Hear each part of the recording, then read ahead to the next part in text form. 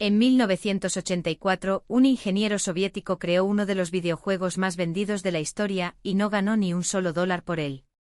Mientras tanto, 3 empresas de 3 países distintos se pelearon literalmente en Moscú por los derechos de un juego hecho de bloques que caen. Esto no es una anécdota curiosa. Es una historia real de espionaje comercial, contratos falsos y una llamada que casi termina en tribunales internacionales. Y el juego en cuestión es Tetris. Hoy Tetris está en tu teléfono, en tu smartwatch, hasta en la pantalla de un ascensor si buscas lo suficiente. Es tan simple que parece que siempre existió, como si nadie lo hubiera inventado realmente. Pero detrás de esas piezas cayendo hay una de las historias de negociación más caóticas de toda la industria del videojuego, con la Guerra Fría de fondo. Entender cómo Tetris salió de la Unión Soviética explica algo más grande, porque incluso hoy, crear un buen juego y quedarte con los derechos de tu propia creación son dos cosas completamente distintas. Alexei Pajitnov trabajaba como ingeniero en el Centro de Computación de la Academia de Ciencias de la Unión Soviética, en Moscú. En la primavera de 1984, programó un juego en una computadora llamada Electrónica 60, una máquina tan básica que ni siquiera tenía gráficos. Las piezas del juego eran literalmente corchetes de texto moviéndose por la pantalla. Poco después, un colega llamado Vadim Gerasimov lo adaptó a un IBM con gráficos reales.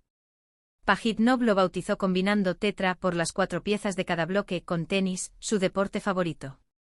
Pero lo que nadie esperaba es que ese pequeño experimento de oficina se convertiría en un problema diplomático.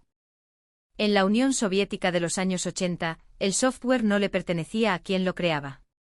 Le pertenecía al Estado. Así que Pajitnov no podía venderlo ni siquiera si hubiera querido. Aún así, el juego empezó a copiarse de disquete en disquete entre compañeros de trabajo, sin ningún tipo de control. Para 1986, prácticamente todas las computadoras de Moscú tenían una copia de Tetris. El juego cruzó la frontera hacia Hungría y desde ahí empezó a moverse por Europa, sin que nadie pagara nada por él ni supiera muy bien a quién pertenecía. Pero lo que nadie esperaba es que esa copia gratuita e incontrolada estaba a punto de desatar una pelea legal internacional. Un empresario británico-húngaro llamado Robert Stein encontró el juego en Hungría y quedó fascinado. Envió un telex al Centro de Computación de Moscú preguntando por los derechos. Recibió una respuesta ambigua, ni un sí ni un no claro, y decidió interpretarla como un permiso oficial.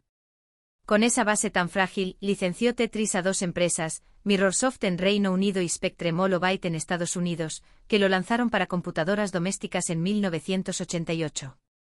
El problema es que Stein nunca había hablado con la autoridad real. Existía una organización estatal que controlaba las exportaciones de software soviético, llamada el ORG, y ni siquiera sabía que ese acuerdo existía. Pero lo que nadie esperaba es que el ORG estaba a punto de descubrir todo el enredo y exigir explicaciones. El ORG citó a Stein en Moscú para exigirle explicaciones, y ahí es donde la historia se vuelve casi de espías. Mientras Stein negociaba a contrarreloj para conseguir derechos legítimos, pero solo para computadoras, la empresa Atari, a través de una cadena de acuerdos con Microsoft, empezó a fabricar 500.000 cartuchos de Tetris para la consola NES, convencida de que tenía los derechos de consola. No los tenía. Al mismo tiempo, un empresario de origen holandés llamado Henk Rollers vio Tetris en una feria de Las Vegas en 1988 y decidió jugársela. Voló a Moscú sin invitación, sin cita previa, dispuesto a negociar directamente con el ORG. Pero lo que nadie esperaba es que esa jugada arriesgada terminaría cambiando quién controlaría Tetris para siempre.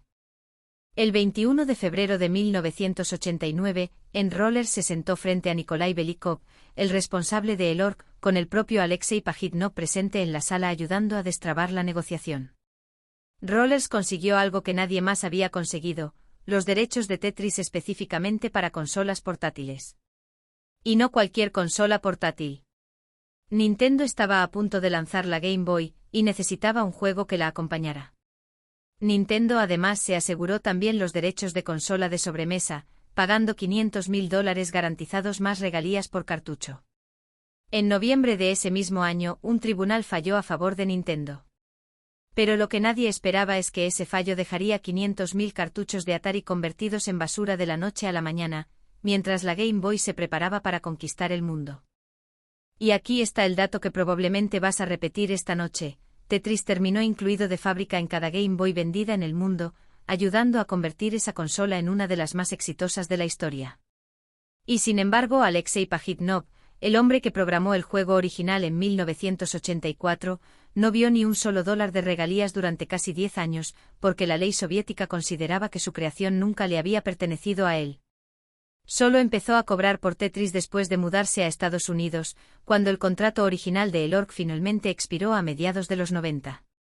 Tetris no es solo el juego de bloques más famoso del mundo, es la prueba de que a veces la parte más difícil de crear algo genial no es crearlo, sino conseguir que te pertenezca.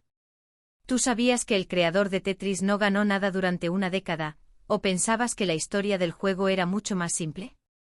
Déjame tu respuesta en los comentarios. Si te sorprendió esta historia, dale like y suscríbete, porque cada semana desenterramos un origen de los videojuegos que probablemente nunca te habían contado.